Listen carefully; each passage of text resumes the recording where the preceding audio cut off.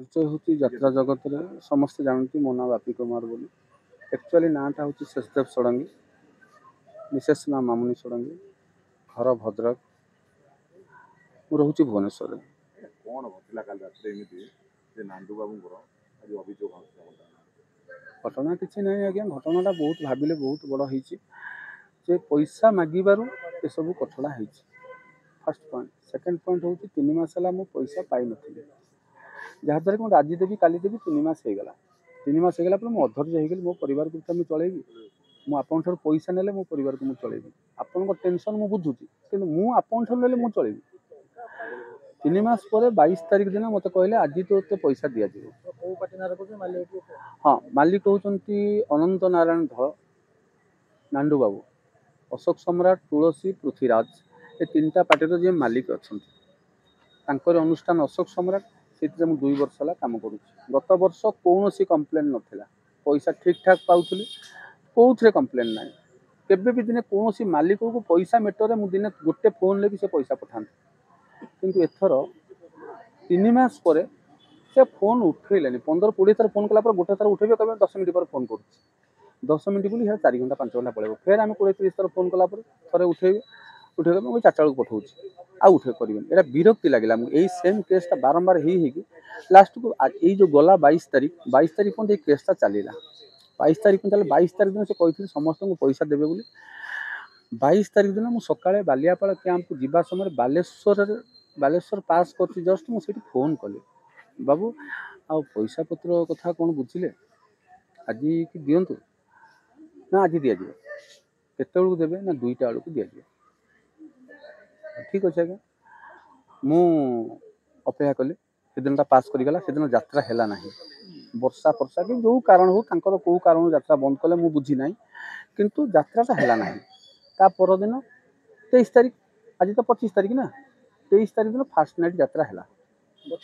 ହଁ, ଆଜି ତ 25, 23 ତାରିଖ ଦିନ ଫାର୍ଷ୍ଟ ନାଇଟ୍ ଯାତ୍ରା ହେଲା। 22 ତାରିଖ ଯାତ୍ରା ହବାର ଥିଲା, 22 ତାରିଖ ପାଖରୁ ଆରମ୍ଭ ହବାର ଥିଲା, 23ରୁ ଆରମ୍ଭ ହେଲା। ସେଠୁ ମୁଁ କହିଲି ହଉ ଠିକ୍ ଅଛି, 23 ତାରିଖ ହେଇଗଲା। ମୁଁ ସକାଳୁ ଫୋନ୍ କଲି, ବାବୁ ମୋତେ ପଇସା ପଠାନ୍ତୁ। ମୋତେ କହିଲେ 2ଟା ବେଳକୁ ପଇସା ଚାଲିଯିବ। ମୁଁ 2ଟା ବେଳକୁ ଅପେକ୍ଷା କରିକି 2:30 ବେଳକୁ ଫୋନ୍ କଲି, ବାବୁ ପଇସା ପଠାନ୍ତୁ। ଗୋଟେ ଫୋନ୍ରେ ଉଠାଉଥାନ୍ତି ଫୋନ୍ ସେତେବେଳେ, ସେଇ 23 ତାରିଖ ଦିନଟା। ମୁଁ କହିଲି ପଇସା ପଠାନ୍ତୁ ନା ପଇସା 4ଟା ସୁଦ୍ଧା ପଳେଇବ। ମୁଁ ଠିକ୍ ଅଛି ଆଜ୍ଞା, 4ଟା ପର୍ଯ୍ୟନ୍ତ ରହିଲି ଅପେକ୍ଷା କରିକି। 4ଟା ବେଳେ ଫୋନ୍ କଲି, ବାବୁ ପଇସା କାହିଁ ଆସିଲାନି ନା 9ଟା 9:30 ଭିତରେ ପଳେଇଯିବ। ଠିକ୍ ଅଛି ଆଜ୍ଞା, ମୁଁ କିନ୍ତୁ ଆପଣଙ୍କୁ କହିଦେଉଛି, ମୋତେ ଆଉ ଠକାନ୍ତୁନି। ନଦେବେ ମନା କରନ୍ତୁ, ଦେବେ ଯଦି ମୋତେ ଦିଅନ୍ତୁ। ଆଉ ଏମିତି ବଲାନ୍ତୁନି, ଭଲ ଲାଗୁନି। ମୋ ପରିବାର ପୁରା ଅଚଳ ହେଇଗଲାଣି। ଆମ 2 ଜଣଙ୍କର ଦରମାରୁ ଆଉ 7 ଲକ୍ଷ ଟଙ୍କା ଥିଲା ପାଇବାର, ଅପ୍ ଟୁ ଜୁନ୍ 13 ପର୍ଯ୍ୟନ୍ତ ଆମକୁ 7 ଲକ୍ଷ ପାଇବାର ଅଛି। ମୁଁ କହିଲି, ସେଠୁ ଏମିତି କଥା ହେଇକି ରାତି 10:30 ବାଜିଗଲା, ଫୋନ୍ ଆଉ ଉଠେଇଲେ ନାହିଁ। 20-30 ଥର ଫୋନ୍ କଲା ପରେ ଆମେ 2 ଜଣ ବାହାରିକି ଆସିଲୁ ରୁମ୍ରୁ ଯାତ୍ରା କରିବା ପାଇଁ। ଯାତ୍ରା ଏଇ ଯେଉଁ ପାଟିମୁଣ୍ଡ କଥାବାର୍ତ୍ତା ଭିତରେ ମୋ ମେଲୋଡ଼ିଟା ପାସ୍ କରିଗଲା। ମୁଁ ଆଉ ମେଲୋଡ଼ି କରିପାରିଲି ନାହିଁ। ହଁ, ମାନେ ଗତକାଲି ନୁହେଁ, ତା ଆଗ ଦିନ 23 ତାରିଖ ଦିନ ମାମୁନି ତାର ଯାତ୍ରା କଲା। ମୁଁ ଆଉ ଯାତ୍ରା ମେଲୋଡ଼ିଟା କରିପାରିଲିନି। ସେଠୁ ମୁଁ ଗାଡ଼ି ପାଖରେ ରହିଲି, ମୁଁ ଭିତରକୁ ବି ଆଉ ଗଲିନି। ମାମୁନି ଯାତ୍ରା କରିସାରିଲା, ସକାଳକୁ ଆସିଲା। ଆମେ ଜେନେରାଲି ଯେମିତି ଆମ ରୁମ୍କୁ ଯାଉଁ ସେମିତି ରୁମ୍ ଗଲୁ, କେହି ମୋତେ କିଛି ପଚାରିନାହାନ୍ତି, କେହି କିଛି କରିନାହାନ୍ତି। ଗତକାଲି କ'ଣ ହେଲା, ସକାଳୁ ଆମେ ରହିଲୁ ରୁମ୍ରେ ଜେନେରାଲି ଯେମିତି ରହୁଁ ଯାତ୍ରା ପାର୍ଟିରେ।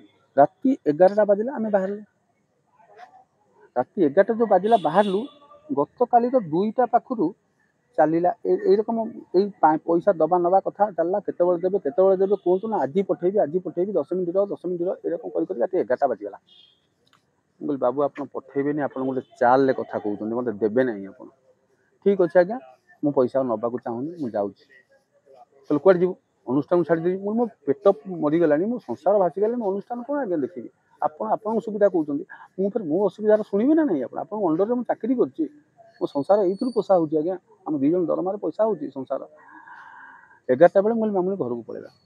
ଏହା କହିକି ମୁଁ ବେଡ଼ିଂ ଧରିକି ଆସିଲି। ରାତି ଯାତ୍ରା ପାର୍ଟିକି ଏଣ୍ଟ୍ରି କଲାବେଳେ ସମସ୍ତେ ଯେତେବେଳେ ଏଣ୍ଟ୍ରି କରନ୍ତି, ଆମେ ଏଣ୍ଟ୍ରି କରୁ, ସେତେବେଳେ ବେଡ଼ିଂଟାକୁ ଧରିକି ମୋର ଯେଉଁ ଆସବାବପତ୍ର ଥିଲା ପାର୍ଟି ଭିତରେ ସେଟାକୁ ଆଣିକି ଆମେ ଗାଡ଼ିରେ ଲୋଡ୍ କରିକି ଆମେ ଆସିଲୁ, କେହି ମୋତେ ଅଟକେଇ ନାହାନ୍ତି। 5 କିଲୋମିଟର ଖଣ୍ଡ ପଳେଇ ଆସିଛି, ତାପରେ ଫୋନ୍ ଧାଇଁ ଧାଇଁ ଗଲା। ବାବୁଙ୍କର ଭଣଜା ବାବୁ, ତାଙ୍କର ଜଣେ ଅମର ବାବୁ ଅଛନ୍ତି, ସିଏ ଫୋନ୍ କଲେ, ବସନ୍ତ ଫୋନ୍ କଲା। ସିଏ ଜଣେ ମ୍ୟାନେଜର, ବୁଝିପାରିଲେ କି? ମୁଁ କହିଲି ମୁଁ କାହାରି କଥା ଶୁଣିବିନି, ବାବୁ ମୋ ଫୋନ୍ ଉଠଉନାହାନ୍ତି, ପଇସା ଦେଲେନି, ମୋତେ ପଇସା ଦେଲେ ମୁଁ ଯିବି। ସେଇ ସମୟରେ ବାବୁଙ୍କ ସହିତ କଥାବାର୍ତ୍ତା ହେଲା। ବାବୁ କହିଲେ ତୁ କାଇଁ ଫୋନ୍ ଉଠଉନୁ? ମୁଁ କହିଲି ଆପଣଙ୍କୁ ମୁଁ 30 ଥର ଫୋନ୍ କଲିଣି ଉଠଉନାହାନ୍ତି, ଆପଣଙ୍କ ଭଣଜା ଫୋନ୍ କଲେ ମୁଁ କାହିଁକି ଉଠେଇବି? ଆପଣଙ୍କ ସହିତ ମୋର କଥାବାର୍ତ୍ତା ନା, ଚାକିରି କରିଛି ଆପଣଙ୍କ ପାଖରେ, ଆପଣ ଭଣଜା ଫୋନ୍ କରୁଛି କି କିଏ ଫୋନ୍ କରୁଛି, ମୋ ନମ୍ବର ସେଭ୍ ନାହିଁ। କହିଲେ ହଉ ଦେଖ ସେ ଫୋନ୍ କରୁଛି, ଫୋନ୍ଟା ଧରିଲୁ ତା ହାତରୁ। ମୁଁ କହିଲି ନା ମୋତେ ଲଗାନ୍ତୁ ଫୋନ୍, ଆପଣ, ମୁଁ ତା ଫୋନ୍ ଧରିବାକୁ ଚାହିଁନି। ଆପଣ ଡାଇରେକ୍ଟ ମୋ ନମ୍ବରରୁ ଫୋନ୍ କଥା ହେଉଛନ୍ତି ନା, ମୋତେ ଫୋନ୍ ଲଗାନ୍ତୁ। ମୋତେ ଫୋନ୍ ଲଗାଇଲେ ଯେମିତି ଆମେ ସେ 5 କିଲୋମିଟର ଯାଇକି ସେଇଠି ଅଛୁ ରାସ୍ତା ଉପରେ। ମୁଁ କହିଲି ମୋତେ ଫୋନ୍ ଲଗାନ୍ତୁ, ଲଗାଇଲେ କହିଲେ ମୁଁ ପଇସା 12ଟା 1 ହେଇଯିବ ପଠେଇଲା ବେଳକୁ। ମୁଁ କହିଲି ନାଇଁ ଆଜ୍ଞା। କହିଲେ ମାମୁନି ମୋ ହାତରୁ ଫୋନ୍ଟା ଛଡ଼େଇଲା। କହିଲା ଆପଣ କ'ଣ କହୁଛନ୍ତି, ଏମିତି କେତେ ଦିନ ଖେଳିବେ? ଆପଣଙ୍କୁ ମୁଁ ଭରସା ଦେଇକି ଚାଲିଛି, ବାବୁ ଯେମିତି ହେଲେ ମୋତେ ଦିଅନ୍ତୁ, ଏମିତି ବୁଝେଇକି ଚାଲିଛି। କେଉଁ ଦିନ ରିଜିଟ୍ ହେଇଛି, ଆଜି ମୋତେ 4 ଲକ୍ଷ 7 ଲକ୍ଷ ଅଛି, 4 ଲକ୍ଷ ଟଙ୍କା ମୋତେ ଦେଇଦିଅନ୍ତୁ। ସେ କହିଲେ 4 ଲକ୍ଷ ମୁଁ ଦେଇପାରିବି, ମୁଁ ତ ଆର ବର୍ଷ ପାର୍ଟି କରିବିନି, ମୁଁ ତ ପାର୍ଟି କରିବାର ନାହିଁ, ଏତେ ବିଶୃଙ୍ଖଳା ଭିତରେ ମୁଁ ପଇସା ଦେଇପାରିବିନି 4 ଲକ୍ଷ। ଯଦି ହେବ 50,000 ଟଙ୍କା ମୁଁ ଚେଷ୍ଟା କରୁଛି, ତଥାପି ଘଣ୍ଟେ ଖଣ୍ଡ ଭିତରେ। ମୁଁ କହିଲି ଆପଣ ପଇସା ଏମିତି ଏଇ କଥାବାର୍ତ୍ତା ଭିତରେ 4 ଲକ୍ଷରୁ ମାମୁନି କହିଲା ଛାଡ଼ନ୍ତୁ, ମୋତେ 1,00,000 ଟଙ୍କା ଦିଅନ୍ତୁ, ମୁଁ ଆଗେ ଘରକୁ ପଠେଇଦିଏ। ମାମୁନି କହିଲା 1,00,000 ଟଙ୍କାଟେ ଦେଇଦିଅନ୍ତୁ, ମୁଁ ଘରକୁ ପଠେଇଦିଏ, କିଛିଟା ଗୋଟେ ସେଭ୍ ହେଇଯାଉ, EMI ବାଉନ୍ସ ସବୁ ବାଉନ୍ସ। ସେଠୁ କହିଲେ 50,000 ଦେବି। ତାଙ୍କ ଭଣଜା 20,000 ଥରେ 30,000 ଥରେ ସାଙ୍ଗେ 10 ମିନିଟ୍ ଭିତରେ ପଠେଇଲେ। ମୁଁ କହିଲି ଆଉ 50,000, କହିଲେ ଯାତ୍ରା କରିବାକୁ ଯା, ସେଠି ଦେଇଦେବେ ଘଣ୍ଟେ 2 ଘଣ୍ଟା ଭିତରେ। ମୁଁ କହିଲି ନାଇଁ ଆଜ୍ଞା, ହଁ ସିଏ ମ୍ୟାନେଜର ଆଣିକି ତ ଦେବେ କମିଟି ଠାରୁ। ସେଠୁ ମୁଁ କହିଲି ଏଇଠି ମୋତେ 1,00,000 ଟଙ୍କା ଦିଅନ୍ତୁ, ଯେଉଁ 1,00,000 ଟଙ୍କା ହେଲା ସେ 1,00,000 ଟଙ୍କା ଦେଲେ ମୁଁ ଯିବି, ନହେଲେ ମୁଁ ଆଜ୍ଞା ଯିବିନି। କହିଲା ମୋ ବାପାଟା ଧନତା ଯା ତୁ, ମୁଁ କେବେ ଭୁଲ କରିବିନି, ତୁମେ ଯେମିତି ଭଲ ଅଛ ଭଲ ରୁହ, ଏ କର ସେ କର। ମୁଁ କହିଲି ସବୁ ଠିକ୍ ଅଛି ଆଜ୍ଞା, ମୋତେ ପଇସା ଦେଲେ ସିନା ମୁଁ ଭଲ ହେବି, ପଇସା ନ ଦେଇ ଖାଲି ଆଶ୍ୱାସନା ଦେଲେ ମୁଁ କେମିତି ବଞ୍ଚିବି? ତାପରେ 1,00,000 ଟଙ୍କା ପେଣ୍ଟି ରୁମ୍ ଭିତରକୁ ଆମେ ଫେରିଲୁ, ତାଙ୍କ କଥା ମାନିକି ଆମେ ଆସିଲୁ। ଆସିଲା ଭିତରେ ମାମୁନି ଗଲା ଯାତ୍ରା କରିବାକୁ, ଯାତ୍ରା କରିଦେଲା। ଯାତ୍ରାଟା କରିବା ଭିତରେ ମୁଁ ଗଲି, ମେକଅପ୍ ଟାଇମ୍ ଠିକ୍ ଟାଇମ୍ ନା, ମୁଁ ଗଲି ସେତେବେଳେ ଆନାଉନ୍ସ କରିବାକୁ। ଆନାଉନ୍ସ ଯେଉଁ କରିବାକୁ ଗଲି କାଲି, ଏଗୁଡ଼ାକ ଥିଲା ପହରଦିନ କଥା ଗୁଡ଼ାକ। କାଲି ଯେଉଁ ଆମେ ଜେନେରାଲି ଆସିଲୁ, ଆସିକି ଜେନେରାଲି ପଶିଲୁ, 1,00,000 ଟଙ୍କା ପାଇଛୁ, ଆଉ ତ କିଛି କହିହେବନି। ଏବେ ବାବୁଙ୍କୁ ଆମେ କହିବା ସକାଳ ହେଲେ ଆମକୁ ଆଉ ପଇସା ଦିଅନ୍ତୁ, କିନ୍ତୁ ଏବେ ଯାତ୍ରାଟା ଆମେ କରିବା। ମାମୁନି ଗଲା ତା ପେଣ୍ଡାଲ ଭିତରକୁ, ମୁଁ ପେଣ୍ଡିଂ ରୁମ୍ରେ ବସିଛି, ମୋ ଫୋନ୍ ଧରିକି ମୁଁ ରେଡ଼ି ହେଇକି ଯିବି ପେଣ୍ଡାଲ। ମୁଁ ଫୋନ୍ଟା ଧରୁଛି, କମିଟି ବାଲା ଆସିକି ମୋତେ 5-7 ଜଣ ଅଟକେଇଲେ। ଫୋନ୍ଟା ତୁ ନେଇପାରିବୁନି, ତୁ କାଲି କୁଆଡ଼େ ଯାଇଥିଲୁ?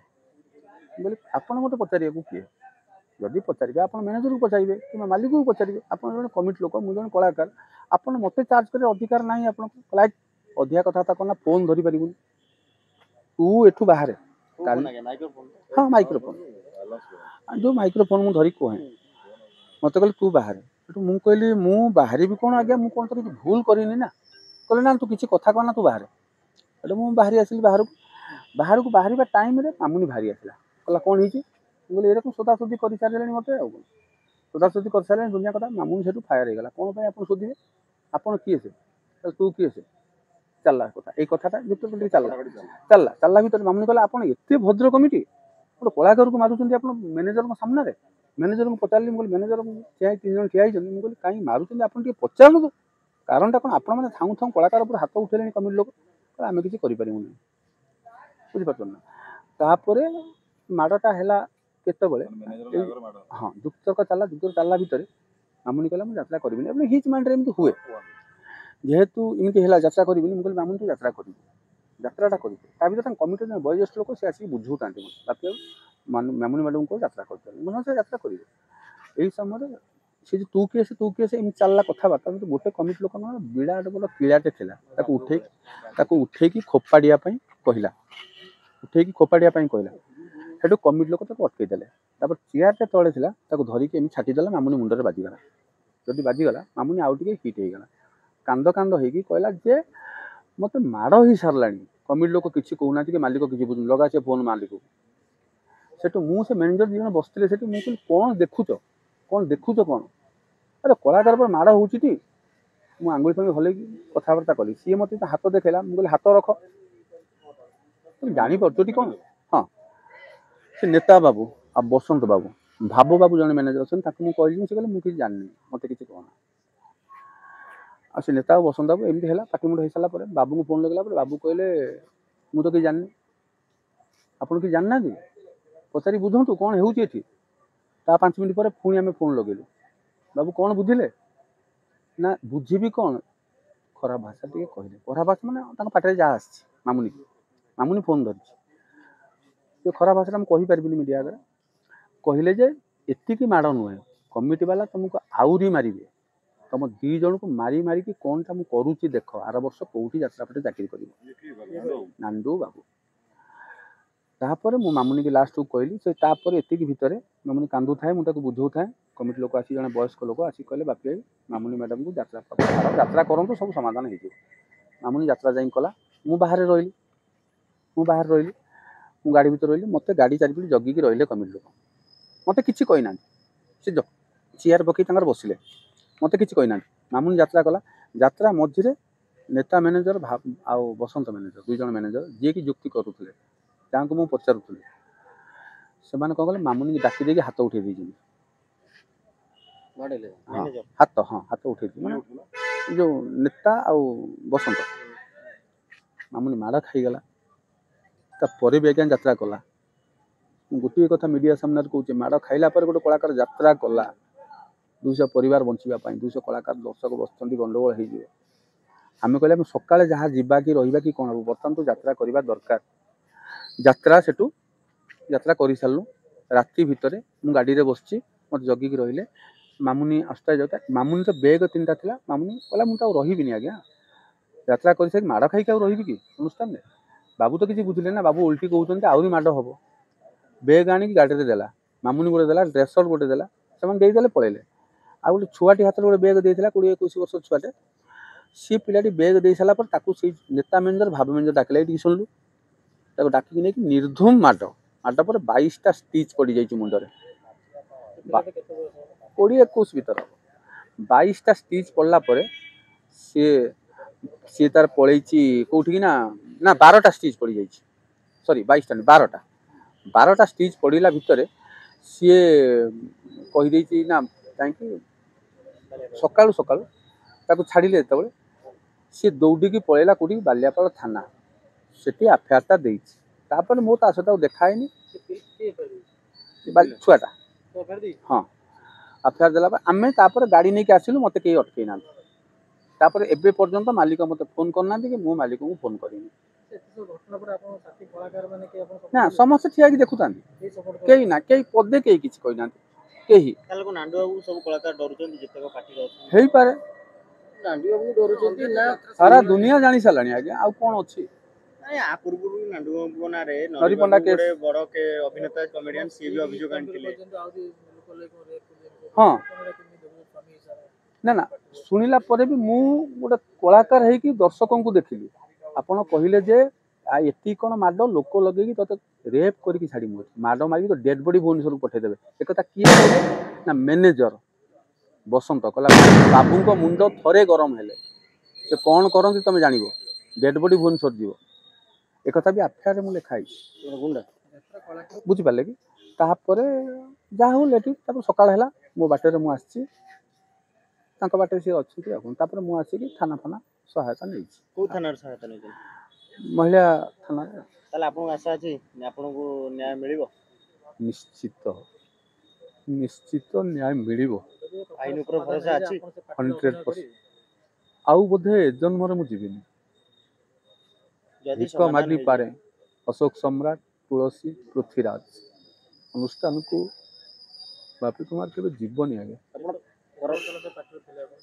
ସେ ପାର୍ଟିରେ ଆଗରୁ ମୁଁ 7-8 ବର୍ଷ ଥିଲି ଯେତେବେଳେ ଶିବପ୍ରସାଦ ଲେଙ୍କା ମାଲିକ ଥିଲେ ଇଏ ଯେତେବେଳେ ମାଲିକ ହେଲା ପରେ ଆଙ୍କ ପାଖରେ ମୁଁ 3 ବର୍ଷ ରହିଲିଣି ତୁଳସୀରେ ତାପରେ ଆସିଲି ଅଶୋକ ସମ୍ରାଟକୁ 2 ବର୍ଷ ଗତ ବର୍ଷ ତୁଳସୀରେ ନା ଅଶୋକ ସମ୍ରାଟ ଥିଲାବେଳେ କିଛି କମ୍ପ୍ଲେନ୍ ନାହିଁ ପଇସାର କମ୍ପ୍ଲେନ୍ ଅଛି ନା କେଉଁଥିରେ କମ୍ପ୍ଲେନ୍ ସବୁ ସୁରୁଖୁରୁରେ ଚାଲିଥିଲା ଏଇ ବର୍ଷ ଯାହା ଡିଷ୍ଟର୍ବାନ୍ସ ଆପଣ ପରବର୍ତ୍ତୀ ବର୍ଷ ଚେଞ୍ଜ କରିଥାନ୍ତେ ନା ସେଇଠି ରହିଥାନ୍ତେ ନା ରହିବା ପାଇଁ ସେ ଏଗ୍ରିମେଣ୍ଟ କରିଥିଲେ 2 ମାସ ଆଗରୁ ଏଗ୍ରିମେଣ୍ଟ କରିଛନ୍ତି 3 ମାସ ଆଗରୁ ମୋ ସହିତ କମିଟମେଣ୍ଟ କରିଛନ୍ତି ରହିବା ପାଇଁ ତାପରେ ଏଇ ଗଣ୍ଡଗୋଳ ବେଲେ ଆଉ କିଛି ସେ କଥା ରହିଛି ସେମିତି ପେଣ୍ଡିଂ ହେଇକି ରହିଛି ଆଉ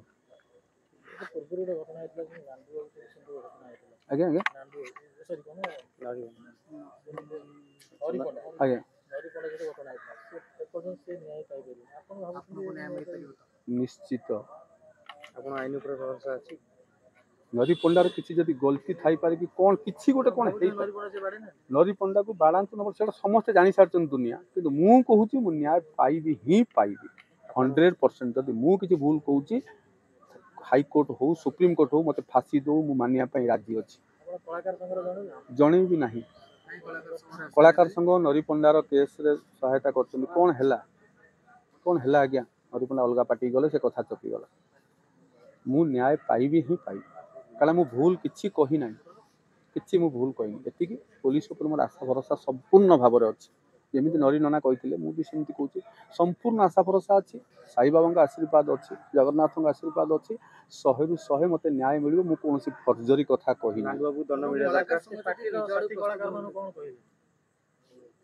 ସାଥୀ କଳାକାରମାନଙ୍କୁ କହିବି ଯେ ଆପଣମାନେ କାହିଁକି ଅନ୍ୟାୟ ତ କିଛି କରିନଥିଲି, ଆପଣ ମୋ ପାଇଁ ଟିକେ ବାହାରିବା ଦରକାର ଥିଲା, ଅଟକେଇବା ଦରକାର ଥିଲା କମିଟି ଭାଇମାନଙ୍କୁ। ବାହାରିବା ମାନେ କୌଣସି ଗୋଟେ ଗଣ୍ଡଗୋଳ ହେଲେ ଲୋକଙ୍କ ପାଖରେ ଲୋକ କିଛି ଅଟକେଇ ଦିଅନ୍ତି, କିନ୍ତୁ ଆପଣମାନେ କେହି କିଛି ଅଟକଉନାହାନ୍ତି, ଠିଆ ହେଇକି ଦେଖୁଛନ୍ତି। ଏଇଟା ଠିକ୍ ଠାକ୍ ଲାଗିଲାନି। ସେଇଟା ମୁଁ ତ କହିପାରିବିନି କାରଣ ତାଙ୍କ ସହିତ ମୁଁ ବେଶୀ ମିଶିନି ନା। ମୁଁ ଜଷ୍ଟ ଆସିଲେ ମୋତେ ଆଟାକ୍ କଲେ, ମୁଁ ଆଉ ତାଙ୍କୁ କେମିତି କ'ଣ କହିବି? କଳାକାରମାନଙ୍କ ଭିତରେ ୟୁନିଟି ରହୁନି ବୋଲି ବାରମ୍ବାର ଏମିତି କେସ୍ ହେଉଛି କି ମାଲିକମାନଙ୍କର ମନମାନି ଚାଲିଛି କି? ଆମ କଳାକାରଙ୍କ ଭିତରେ ମାନେ ୟୁନିଟ୍ ନାହିଁ ଆଜ୍ଞା, ଏଇଟା ସତ କଥା। ଆଜି ପର୍ଯ୍ୟନ୍ତ ସଂଘ ଗୋଟେ ଜିନିଷ ସେ ମୁଁ ଏପର୍ଯ୍ୟନ୍ତ ଜାଣିନି କି ଆମ ଦୁଇ ଜଣଙ୍କୁ କେବେ କଣ୍ଟାକ୍ଟ କରିନାହାନ୍ତି ସେମାନେ ସଂଘରେ। ଆଉ ବେଶୀ କିଛି କ'ଣ ପେସେନ୍ସ ନାହିଁ, ଆଉ ବହୁତ ଦୁଃଖରେ ଅଛି। ନମସ୍କାର ଆଜ୍ଞା।